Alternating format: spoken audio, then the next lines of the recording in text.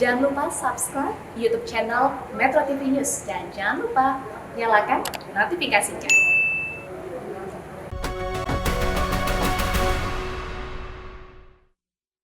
Perkuat diri, dan setelah kuat, sekarang inilah keadaannya. Saudara-saudara, kita semuanya, kita bangsa Indonesia yang ada di Surabaya ini, akan menerima tantangan tentara Inggris itu. Dan kalau pimpinan tentara Inggris yang ada di Surabaya ingin mendengarkan jawaban rakyat Indonesia, ingin mendengarkan jawaban seluruh pemuda Indonesia yang ada di Surabaya ini, dengarkanlah ini, tentara Inggris.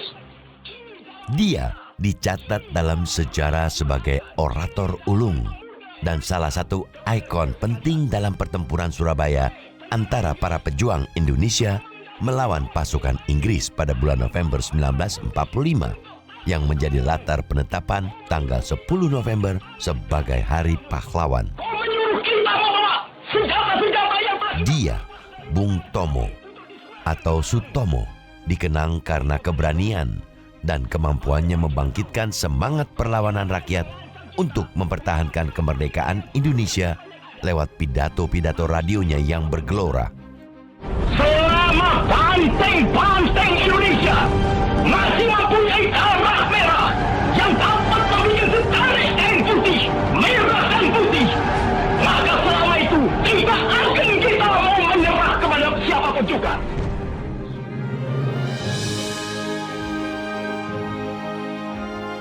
Lahir di Surabaya, Jawa Timur pada 3 Oktober 1920, Sutomo alias Bung Tomo sedari kecil telah dididik kedua orang tuanya untuk menjadi seorang pekerja keras yang pantang menyerah. Putra dari Kartawan Cipto Wijoyo, seorang pegawai pemerintah Hindia Belanda ini, mendapat pendidikan pertamanya di Mulo. Saat menginjak usia 12 tahun, Sutomo keluar dari sekolah untuk bekerja. Setelah itu, Sutomo sempat melanjutkan sekolah di HBS meski tidak pernah lulus secara resmi. Bapak dan ibunya bapak saya, bapaknya itu pegawai rendahan di kantor apalah perdagangan sana. Ibunya ibu rumah tangga. Tapi waktu krisis ekonomi saat itu bapaknya diberhentikan. Terus ibunya ya harus bekerja jadi pembantu rumah tangga. Nah bapak saya masih kecil, masih SD dan sebagainya itu ya akhirnya ikut bantu keluarga. Jadi ngambil bola tenis di lapangan tenis. Orang bilang bahasa Bali kacung tenis. Ya, dia ngambil bola tenis di lapangan itu. Jadi dia penghasilannya dikasih ke ibunya. Jadi sejak kecil memang hidup susah. Memasuki usia remaja, Sutomo bergabung dengan Kepanduan Bangsa Indonesia atau KBI. Dalam aktivitas kepanduan yang diadakan Parindra atau Partai Indonesia Raya ini, Sutomo tak hanya belajar soal kepemimpinan, namun juga mendapat kesadaran nasionalisme. Tomo ini latar belakangnya dia ini adalah sosok pandu. Dia tokoh di kepanduan masa Hindia Belanda dan sampai mendapatkan penghargaan pandu yang cukup tinggi ya pada masa itu. Sehingga dia menjadi sosok yang terkenal. Bapak kemudian diajak diskusi di tempatnya Dr. Sutomo Parindra itu. Partai Indonesia Raya. Dengar-dengar ikut diskusi di rumahnya Dr. Sutomo. Nah di situ Bapak menimba semangat kebangsaan di sana itu. Selain dalam kepanduan, Sutomo juga aktif dalam dunia tulis-menulis. Dalam usianya yang masih sangat muda, Sutomo sudah menjadi jurnalis lepas di harian Suara Umum. Saat ia berusia 18 tahun, tepatnya pada tahun 1939, Sutomo menjadi redaktur mingguan Pembela Rakyat. Setahun kemudian, ia menjadi jurnalis dan penulis pojok harian berbahasa Jawa, Express. Pada masa penjajahan Jepang, Bung Tomo bekerja di kantor berita Domei, bagian bahasa Indonesia, untuk wilayah Jawa Timur. Berkat profesinya ini, Bung Tomo berkesempatan mengenal sejumlah tokoh bangsa seperti Soekarno dan Hatta yang terlibat dalam Badan Penyelidik Usaha Persiapan Kemerdekaan Indonesia atau BPUPKI. Era Jepang dia aktif sebagai pers ya, insan pers, dan di situ sebenarnya Bung Tomo menunjukkan ketertarikannya pada dunia radio. Dia pernah menulis satu artikel ya di majalah Jawa Baru tentang pentingnya radio, peranan radio di masa-masa perang. Dia pernah menuliskan seperti itu. Saat kemerdekaan Indonesia diproklamasikan pada 17 Agustus 1945, dalam kapasitasnya sebagai wartawan Domei, Bung Tomo menyiarkan berita proklamasi dengan bahasa Jawa.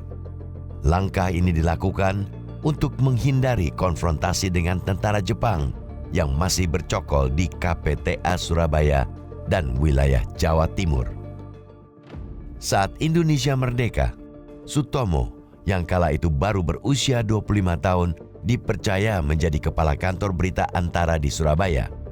Bung Tomo yang sejak tahun 1944 terlibat dalam gerakan rakyat baru, kala itu juga menjadi pengurus pemuda Republik Indonesia atau PRI di Surabaya. Karena aktivitasnya sebagai wartawan dan pengurus PRI inilah, pada bulan-bulan awal kemerdekaan Indonesia, Bung Tomo terlibat dalam sejumlah peristiwa dan usaha mempertahankan kemerdekaan Indonesia. Dalam peristiwa perobekan bendera Belanda di Hotel Oranye, Surabaya misalnya, Bung Tomo tampil di tengah massa dan mengajak mereka menyanyikan lagu Indonesia Raya. Bapak itu di kantor berita Domei atau itu di seberangnya hotel itu, di pojok itu kan, di Surabaya. Hotel Oranye seberangnya. Waktu itu rame-rame orang Belanda di hotel itu ngibarin bendera merah putih biru. Rakyat marah kan loh. Kita kan udah merdeka. Rakyat kan nggak mau pulang nih, terus nunggu sambil teriak-teriak terus merdeka setelah merah putih itu. Nah Bapak sebagai itu datang ke situ, Bapak lihat dari sejak awal Bapak lihat. Bapak akhirnya berdiri di mobil dari situ nyanyi Indonesia Raya, ngajak mereka Indonesia Raya dan Bapak minta supaya pulang. Takutnya apa? Takutnya itu hotel dibakar sama rakyat.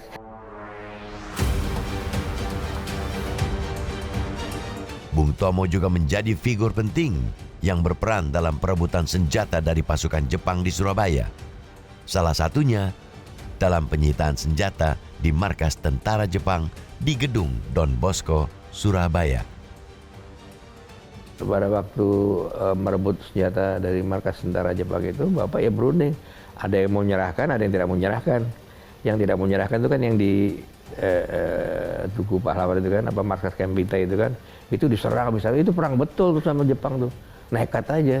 Tapi yang mau menyerahkan diserahkan. Sampai kemudian satu saat di markas yang mana itu dia menyerahkan samurainya, dia nggak mau menyerahkan samurai. Tapi terus Bapak bilang nih, ini akhirnya diserahkan juga samurainya. Sambil nangis, itu tentara Jepang menyerahkan samurai gitu.